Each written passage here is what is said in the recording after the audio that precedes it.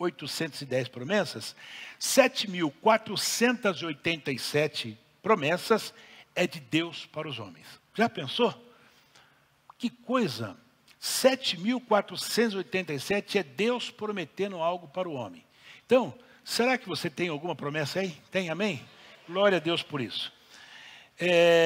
O texto que nós lemos foi 2 Pedro, capítulo 1. Nós lemos do 3 até o 11. Mas eu quero me basear basicamente com 2 versículos, tá?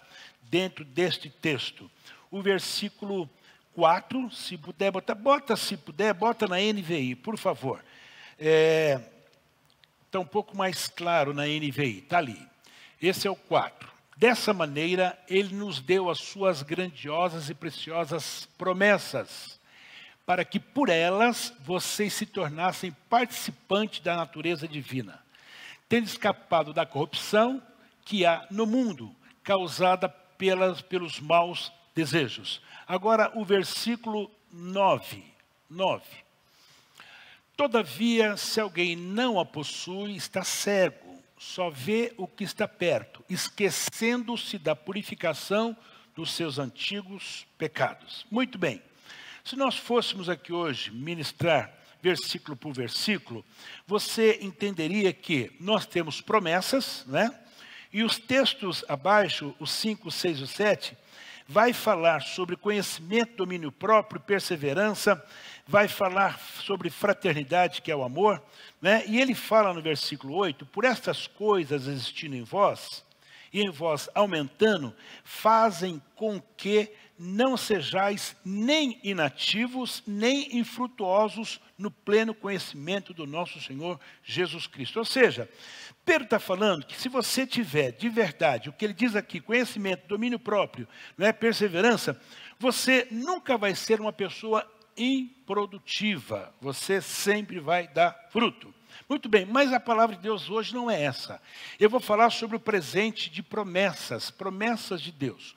Como eu disse, são 7.000, na verdade, a Bíblia tem 8.810 promessas, mas para o homem é 7.487 promessas. Muito bem. Eu vou falar sobre promessas. O tema promessa, ele é um elemento muito importante dentro da nossa fé. Muito importante. É por isso que diversas vezes nós encontramos passagens bíblicas, né? Juramentos de Deus, né? Que confirmam que as suas promessas, elas nos sustentam. As promessas de Deus, elas nos sustentam. Por quê?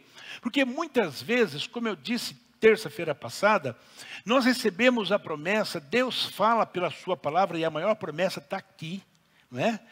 Tem muita gente que fica esperando vir o irmão e bater no ombro e falar, eis que te digo, vaso meu, né? Se não for assim, ele não acredita. Mas quando você lê a Bíblia, ela tem 7.000 e poucas promessas para você. Então nós precisamos crer na Bíblia. Mas como eu disse quarta-feira passada, nós nos esquecemos. Nós recebemos a promessa, ficamos alegres com a promessa e daqui um mês nós encostamos a promessa para lá. E a gente se esquece de que existe uma promessa para as nossas vidas. Louvado seja o nome do Senhor. Promessa é a declaração referente ao futuro, que garante que alguém fará ou dará algo para você. Isso é promessa. E envolve então o quê? Um doador. Envolve um doador que vai dar a alguém que vai receber a promessa. O doador, neste caso, é o nosso Deus. É Ele que faz a promessa. Eu quero falar sobre promessa hoje. Há uma promessa de Deus para toda e qualquer situação que você enfrente, né? O que eu preciso? Crer nas promessas de Deus. E viver as promessas de Deus. Não só crer, mas viver. Pastor, como é que é viver as promessas? Que conversa que é essa? Como é que eu vou viver a promessa? A Bíblia diz que nós vivemos pela... Quem vive pela fé, vive debaixo da promessa. Mas não aconteceu. Mas você tem fé? Vai acontecer. O crente vive pela fé. Porque sem fé é impossível agradar a Deus, não há possibilidade. Então, quando você entende que você vive debaixo da promessa, é que você vive pela fé. Eu creio, eu tenho fé, eu tenho certeza. Deus falou, Deus não é homem para mentir, nem filho do homem para dizer ele não cumprir. Deus vai cumprir as suas promessas. Então, veja só. É interessante que esse versículo 4 do texto que nós lemos, tem uma história interessante sobre esse versículo, tá? Esse versículo 4 aqui, de 2 Pedro, tem uma história interessante. Um grande homem de Deus, que muita gente conhece, tá? Muita gente já ouviu falar, que é John Wesley. John Wesley é praticamente o fundador da igreja metodista. Ele passou por uma crise, e alguém diz que foi, de verdade, uma depressão muito grande. Uma situação muito difícil. John Wesley. E no dia 24 de maio de 1730, ele leu este versículo 4. E com este versículo, Deus o curou. Olha que coisa interessante. Guarde isso, tá? John Wesley, ele foi curado porque ele leu esse versículo. Aí você fala, mas ele nunca tinha lido? Li um monte de vezes, mas como eu já falei aqui, nós estamos lendo a Bíblia esse ano mais uma vez, a gente começa a falar, mas eu li esse versículo ano passado e eu não prestei atenção nisso. Mas Deus vai te revelando. E John Wesley, no momento difícil da vida dele, no dia 24 de maio de 1730, ele leu esse versículo e ele foi curado para a honra e a glória do Senhor. Porque esse versículo fala de promessa, esse versículo fala da volta de Jesus. Por quê? O texto, coloca lá de novo o versículo 4. Ele fala assim, dessa maneira, ele nos deu as suas grandiosas e preciosas promessas, para que por elas você se tornasse participante da natureza divina. Aí você fala assim, pastor, participante da natureza divina. Bem, eu ainda não sou participante da natureza divina. Nós, a Bíblia diz que nós precisamos todo dia melhorar, todo dia santificar a nossa vida. Mas ainda nós não temos a natureza divina. Quando é que nós vamos ter a natureza divina? Quando Jesus vier buscar a sua igreja. Aí sim, aí completou.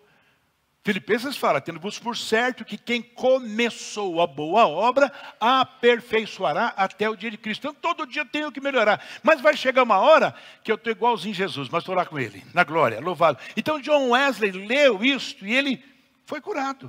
Interessante isso, não é? Graças a Deus. Muito bem. Eu entendo que as promessas de Deus, elas são remédio para as nossas doenças espirituais. Quando você tem esse entendimento, você é curado. Mais do que remédio, é alimento para nutrir a nossa alma. Nutrir, fortalecer a nossa alma. O crente que entende as promessas de Deus, ele não é um crente fracassado, não é um crente, aquele crente igual tinha aquele desenho, vida, céu, só vive reclamando, não. Ele vive com a sua alma nutrida, forte, por quê? Porque ele conhece as promessas de Deus. E a maior de todas as promessas, Jesus disse, eu vou, mas eu volto para buscar vocês. Essa promessa, essa é boa demais, né? Por quê? No mundo tereis aflições, mas tem de bom, eu venci o mundo. Só que fora isto, a gente passa por uns perrengues tremendos, mas fique em paz, ele vai vir te buscar. Mas se eu morrer, não, se você morrer, a Bíblia diz que você vai ressuscitar primeiro, não é? E depois nós que estamos vivos, seremos transformados, mas eu estarei com o Senhor a partir de então. Muito bem.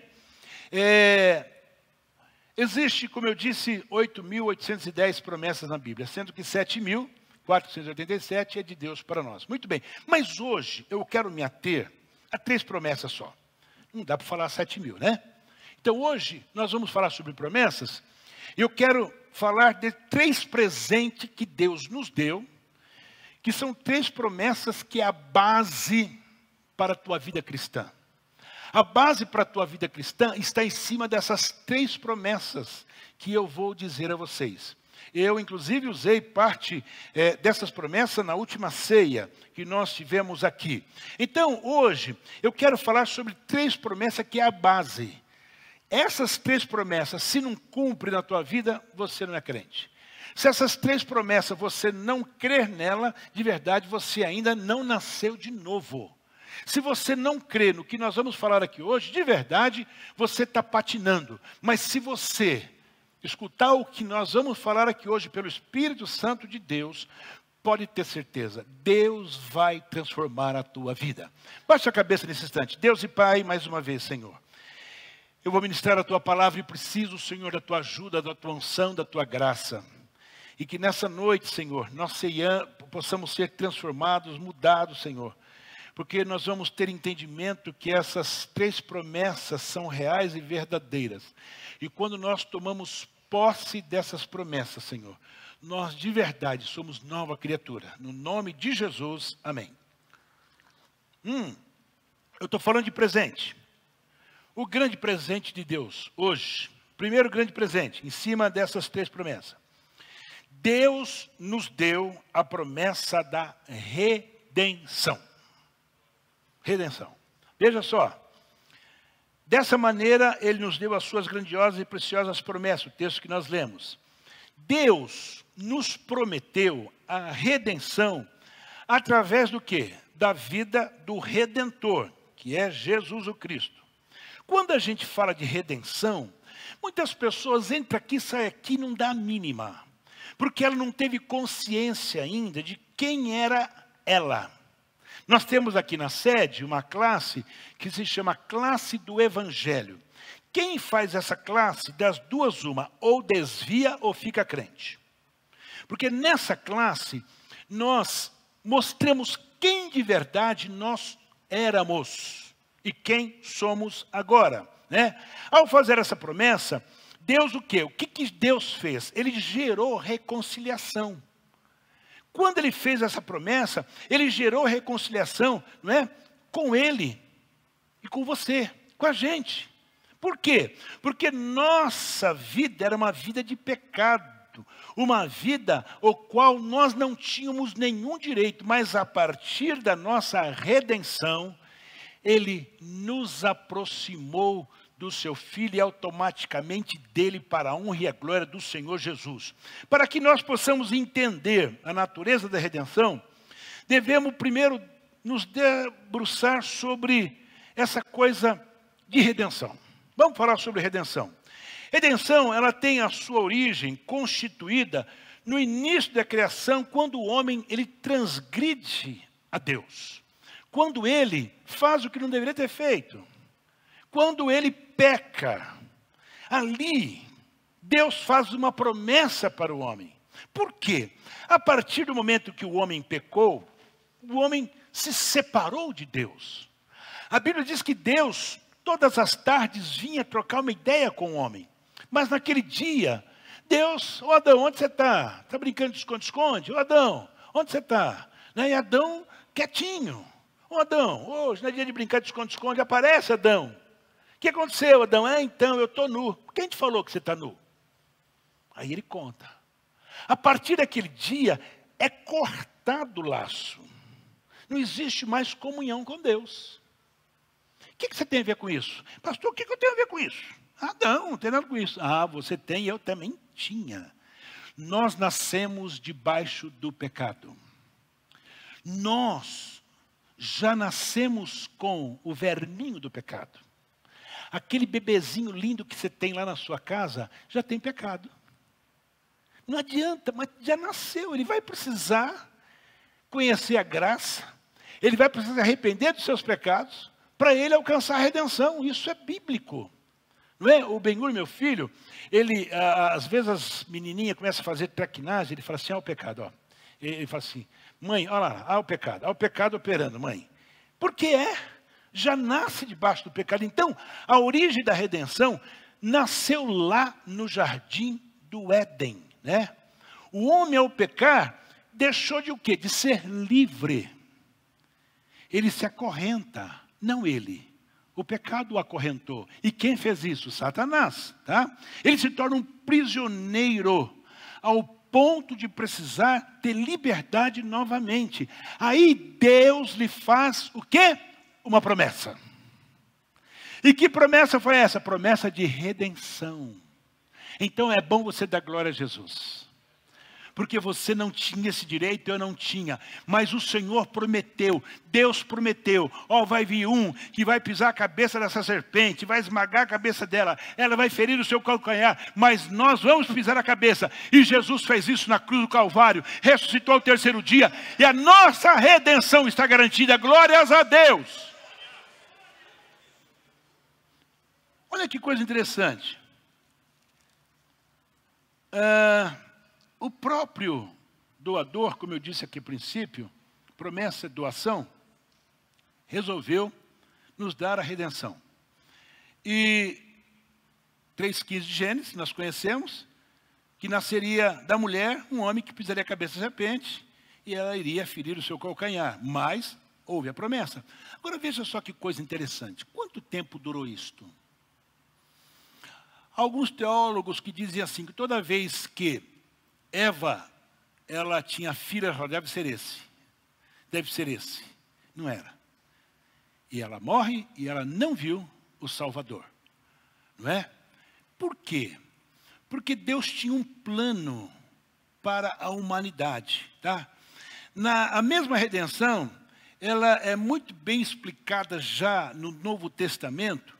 Tá? Como o quê? Como libertação da pena do pecado. Por quê? O pecado, ele tinha uma pena.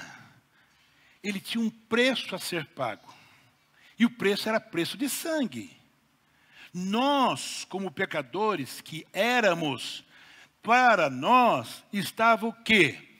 Destinado à morte, pelo sangue. Aí, Romanos capítulo 3, versículo 24... Paulo vai dizer algo interessante para mim e para você. Sendo justificados gratuitamente por sua graça, por meio da redenção que há em Cristo Jesus. Cristo Jesus. Numa outra versão diz, Jesus, por sua morte na cruz. Numa outra versão, vou ler numa outra versão. Jesus, por sua morte na cruz, pagou o resgate a nosso favor e nos libertou. NVI, tá? Está um pouco mais clara. Então veja só, Jesus por sua morte na cruz, pagou o resgate, ou seja, aquilo que eu tinha que pagar, ele foi lá e pagou, ao meu favor, e nos libertou. Você tem esse entendimento? Um dos grandes problemas da igreja hoje é que a igreja se esquece disso. Quem você era e quem você é hoje. Você é quem você é porque você recebeu um presentão. Qual foi? Redenção. Você foi liberto. As algemas caíram. Você hoje não é mais servo de Satanás, você é servo de Deus. O seu nome está escrito no livro da vida. Você tem convicção plena de que se Jesus voltar, você sobe. Se você morrer amanhã, você está nos braços do Pai. Por quê? Porque você foi redimido. A redenção chegou para a tua vida, porque Jesus morreu na cruz pelos nossos pecados. Olha que presentão, igreja. Tremendo. Coloca lá Romanos de novo 3, 24 e 25. Agora coloca na NVI. Tá? Olha só que coisa para você ter esse entendimento. Sendo justificados gratuitamente por sua graça. Por meio da redenção que há em Cristo Jesus. 25. Deus o ofereceu como sacrifício para expiação pelo seu sangue. Para ser recebido pela fé. De forma a demonstrar sua justiça. Isso porque na sua tolerância deixou impunes os pecados anteriormente cometidos. De quem? Quem é esse que deixou impunes os pecados? Impune por quê? Porque você era pecador, eu também era. Nós éramos passivos de justiça. Mas deixou impunes os pecados anteriormente cometidos. Tudo que você fez foi perdoado. Pastor, mas eu... Foi perdoado. Mas eu... Foi perdoado. Esquece. Esquece, você não é mais pecador, você agora é redimido pelo sangue de Jesus, louvado é o nome do Senhor. Olha que presentão, igreja. Qual que é o segundo presente? E é muito natural que a redenção, ela é a demonstração máxima. A redenção é a demonstração máxima do amor de Deus para a humanidade. Tá? Aquele papo de uma vez salvo, sempre salvo, esquece que existe uma eleição para salvar alguns não está salvo. Irmão, não cai nessa, porque senão 3,16 não existiria. A Bíblia diz que Deus amou o mundo, não fala que amou o pastor Eli e não amou o Hélio. Não, amou o mundo. Agora, eu preciso fazer aquilo que a Bíblia manda. Quem quiser seguir após mim, o que faz? Então você pega a sua cruz e... Não é? Então é por aí o caminho, tá bom? Não entra nessa de uma vez salvo, sempre salvo, que isso aí é doidura. Segundo presente de Deus, dentro dessa linha, santificação. Esse é um outro presente que nós recebemos ele, mas é aquele presente que você dá para o seu filho, é a bicicleta que você deu para o seu filho. Você deu uma bicicleta para o seu filho. Só que a bicicleta ele precisa aprender a andar, né? Não é assim? Aí você dá e você coloca aquelas duas rodinhas atrás, né? Para ele não cair. Não é assim? Aí você fala, filho, sobe aí, pedala. Ele para cá, daqui uns dias, ele já está... Opa, não precisa da rodinha mais. Alguém já passou por essa experiência? Olha só, então é mais ou menos isso. Vamos lá, santificação é a bicicleta com rodinha. Tá bom? Para você ter entendimento de como é que funciona a santificação e esse presente que Deus nos deu. Deus, ele é santo. Deus é santo.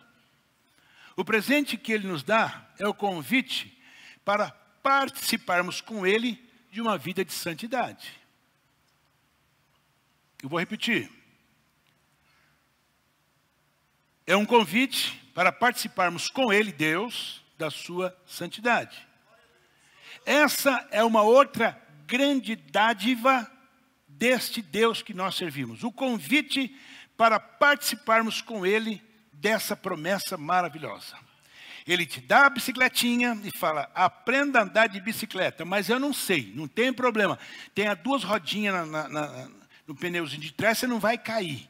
Mas vai praticando que você vai daqui uns dias tirar a rodinha. Vocês estão entendendo o que Deus está falando aqui nessa noite? Santificação é um processo. Eu tenho muito medo desses crentes muito santos. Tenho medo.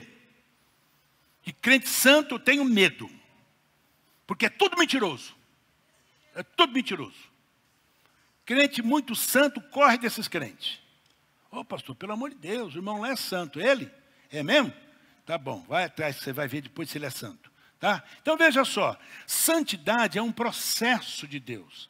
É a bicicletinha que você está aprendendo a andar nela. Mas o processo de Deus, Deus vai te ajudar a você andar de bicicleta. Por isso que ele te convida, é o presente que ele te dá e fala, agora você vai aprender a ser santo, meu filho. E como é que eu aprendo a ser santo, igreja? Como é que é esse negócio de aprender a ser santo? Está aqui, Bíblia, oração, culto, ensino, jejum. É assim que a gente vira santo. A Igreja Católica diz que todo mundo que morre depois vira santo. Nós não, nós viramos santo vivo. Vivem, somos santo. Todo dia vamos buscar a santificação. Todo dia um pouco. Não queira tirar as rodinhas e vai querer andar que você vai cair. Primeiro você aprende, vai devagarzinho, não é? Ele é santo e ele deseja se relacionar com cada um dos seus filhos. Mas para isso, eu preciso tomar uma decisão. Qual é a decisão? Ter uma vida santa. Mas pastor, eu peco todo dia. Mas lógico que você peca. Mas o que diz a palavra de Deus? Mas o sangue de Jesus nos purifica de todo o pecado. Todo dia que você vai orar, quando você levanta pela manhã, você acabou de acordar, você fala, Jesus, tem misericórdia de mim, me dá um dia abençoado, perdoa os meus pecados. É assim, você vai comer, você fala, Senhor, agradeço por esse almoço, perdoa os meus pecados. Você vai deitar, fala, Senhor, eu te agradeço pelo dia de hoje, mas perdoa meus pecados. É assim que funciona. E teus pecados são perdoados.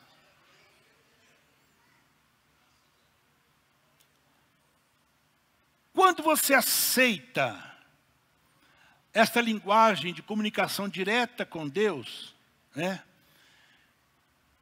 que é uma vida pura, uma vida livre de intenções malignas, Porque quando você busca a santificação, aqueles pensamentos terríveis, eles vão se ausentar de você. Desejos carnais somem. Você não vai nunca desejar mal a ninguém. Você pode ter aqueles momentos que você fala, meu Deus, hoje eu perdi a linha, Deus perdoa. Aí você vai e pede perdão. Por quê? Você precisa continuar com o seu canal aberto com Deus. E a única forma de nós continuarmos com o nosso canal aberto com Deus é uma vida de santidade. É você em cima da bicicletinha aprendendo a andar. Vai chegar uma hora que eu vou tirar as duas rodinhas e eu vou andar só com as duas rodas da bicicleta. E pode ter certeza, isso vai acontecer quando Jesus vier buscar a sua igreja. Esse presente da santificação é Deus falando assim para mim e para você, eu quero ser seu amigo. Quero dar a você a minha presença, a minha intimidade. Eu quero ter comunhão com você. Deus está falando isso. Ele te dá esta bicicletinha para você andar. E Ele fala, olha, aprenda porque daqui uns dias nós estamos andando junto. Eu vou pegar a minha e vou andar junto com você do seu lado. Isso é intimidade com Deus. Esse é o maior presente que Deus pode nos dar. É eu ter vida com Deus. É você dobrar o teu joelho e você falar, Deus está me ouvindo. É você estar no momento difícil da vida e você fala, meu Deus, mas Deus me ouve porque eu ando ao lado dEle. Eu tenho comunhão com Ele. Eu estou conectado com Deus. Isto é santificação. Aleluia! Irmãos, jovens, você quer se dar bem na vida? Quero. Vida de santificação. A nossa líder de jovens me convidou, eu não vou poder estar, mas o Anderson vai estar aí.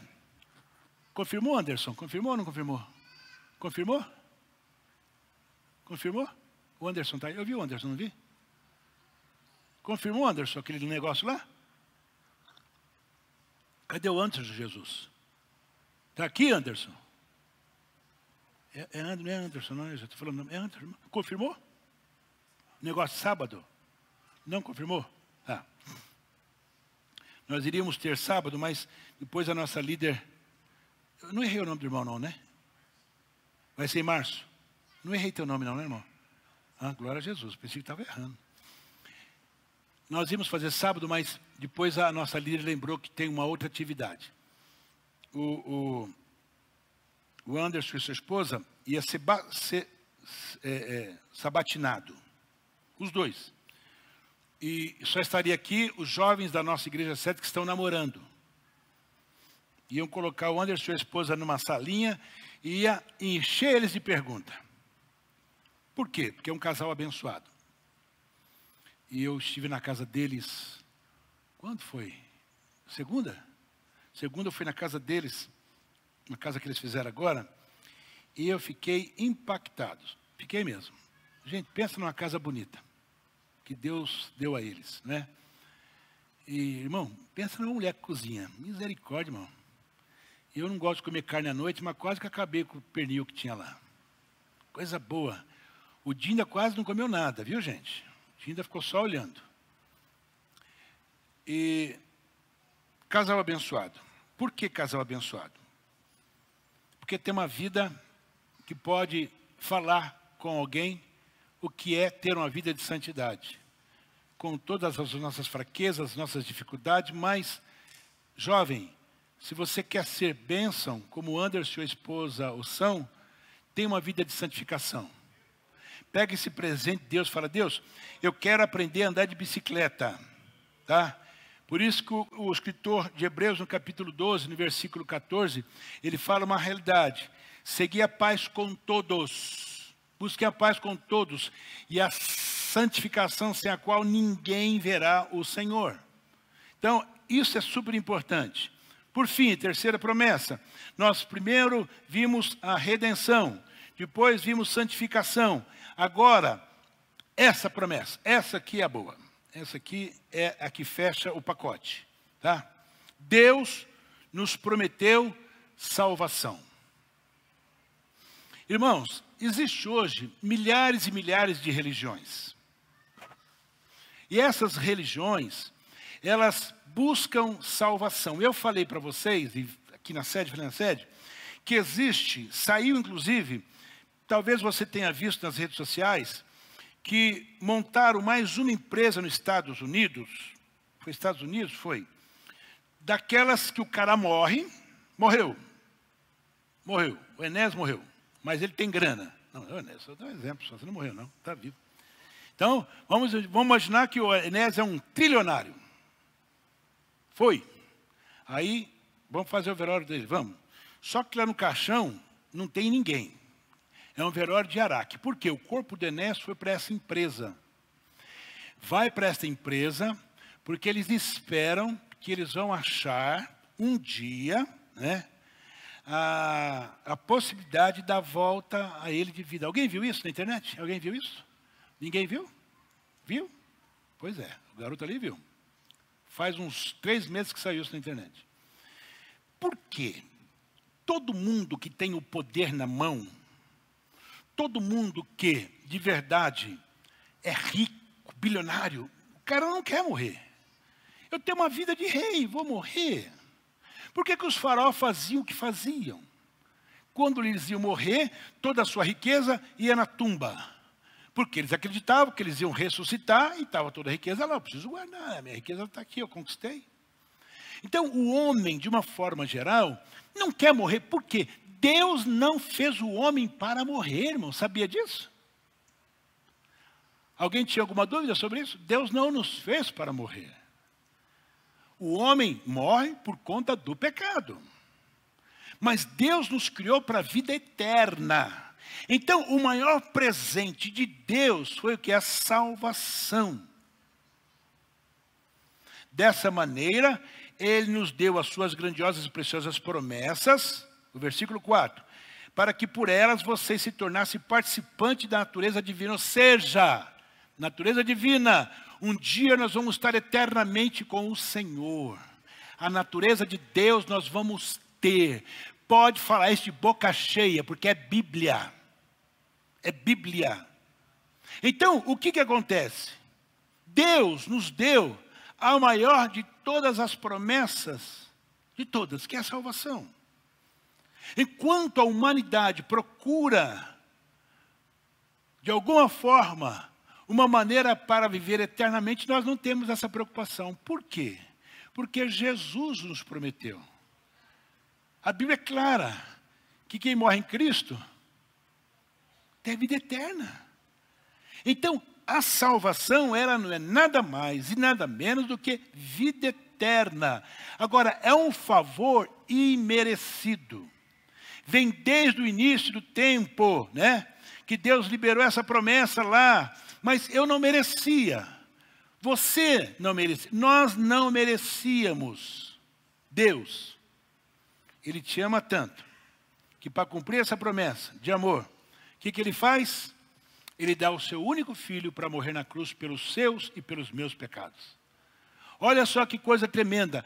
Para que a salvação se concretizasse de verdade, precisava um sangue de um justo, o sangue de um inocente, o sangue de alguém que não cometeu pecado, que não nasceu do pecado. Por isso que Jesus foi concebido pelo Espírito Santo de Deus. Não me pergunte como é isso, porque foi Deus que concebeu pelo seu Espírito Santo. Mas ela não teve relação com o homem. Não teve. Só teve depois que teve Jesus. Jesus teve vários irmãos. Alguém diz que não, mas Jesus teve. A Bíblia diz com clareza que Jesus teve irmãos. Mas até então, Maria foi concebida pelo Espírito Santo. Por quê? Para que nascesse um santo para morrer por mim e por você.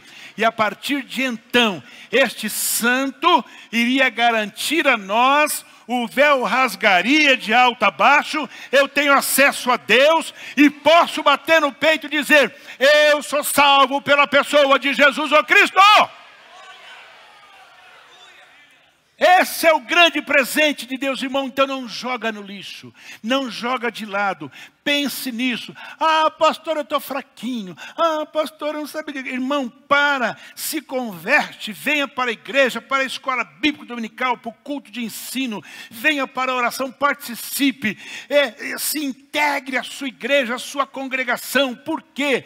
Jesus está voltando. E posso lhe garantir uma coisa: se você for no cemitério amanhã, ou naquele lugar ali na São Carlos, onde o pessoal vela, você vai ver velho morto, você vai ver jovem morto, você vai ver criança morta. Porque não existe essa coisa, só morre velho. Não! Morre gente nova também.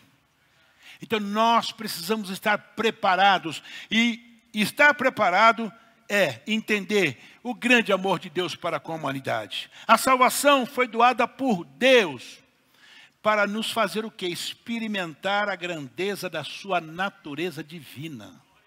É o que o texto do versículo 4 fala. A salvação foi nos dada, né, para experimentar a grandeza da sua natureza divina. O texto é muito claro sobre isto. A grandeza do céu, eu vou estar lá. Quem estava aqui naquele dia, que aquele irmão veio aqui contar que morreu e ressuscitou, como é o nome dele mesmo? O pastor Gerson, né? Pastor Gerson, que foi dessa igreja, hoje é presidente no norte do país, né? Eu só não lembro o estado que ele está. Amapá? Isso. Macapá. Ele contou para nós que ele morreu, ele viu o corpo dele subindo, no dia da Covid. Ele pegou a Covid e morreu. O médico passou, falou, está morto. Foi olhando, quando nós voltar de lá para cá, a gente vai desligando as máquinas, esse aqui está morto. Já fez o papelzinho que ele estava morto. Estava morreu, esse que morreu. Ele era o primeiro da fila, morreu. Ele falou que ele viu o corpo dele subindo, ele via, atravessou no escuro, aí ele chega num lugar todo verde, lindo. Quem estava aqui escutou ele falando isso. Meu Deus, onde eu estou? Ele foi andando, aquela coisa bonita, que lugar lindo. Ele viu o tipo de um palácio. E ele falou, vou bater aqui. Chamou, ninguém atendeu, ele bateu. No que ele abre a porta, uma luz muito forte. Ele não conseguia, ele agacha e ele escuta uma voz, você vai precisar voltar. Não quero voltar não. Não foi isso que ele falou para nós? Não quero voltar, não, vai voltar. Vai voltar porque a tua igreja está orando por você, para você voltar. Lembra disso? A igreja está lá, a tua igreja, todo dia tem um grupo lá de manhã até a noite orando para você voltar. Você vai voltar. Ele falou que ele não queria voltar. Aí alguém foi puxando ele. Aí ele foi descendo de novo. E o médico está lá dentro do hospital, desligando as máquinas. Morreu, desliga a máquina, já foi. Quando chega nele que vai desligar, o olho dele abre. Quem estava aqui naquele dia que escutou isso? Pois é. Opa, o cara está vivo. Mas ele falou, vocês não imaginam o que eu vi. Vocês não imaginam o que eu vi. Então o texto é muito claro quanto a isto, tá?